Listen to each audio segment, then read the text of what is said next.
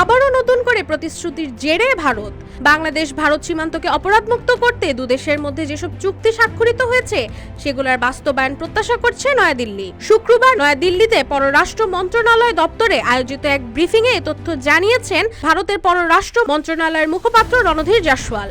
তিনি আরো বলেছেন, সীমান্ত সংক্রান্ত বিভিন্ন ইস্যু সমাধানে শীঘ্রই বৈঠকে বসতে যাচ্ছে দুই দেশের সীমান্তরক্ষী বাহিনী বিজিবি বিএসএফ।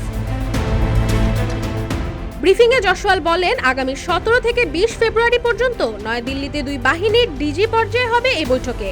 সীমান্ত সংক্রান্ত বিভিন্ন ইস্যু নিয়ে আলোচনাও হবে সেখানে। তারা আশা করে বাংলাদেশের সঙ্গে তাদের যেসব চুক্তি এবং এমইউ স্বাক্ষরিত রয়েছে সে সবকে সম্মান জানানো হবে এই বৈঠকে। কেননা এই চুক্তি ও এমইউগুলোর মূল উদ্দেশ্য ছিল দুই দেশের সীমান্তরক্ষী বাহিনীর মধ্যে এমন একটি কাঠামোগত ঐক্য স্থাপন করা যা একই সঙ্গে সীমান্ত নিরাপত্তা এবং বৈধ বাণিজ্য উভয়কে সমৃদ্ধ করবে।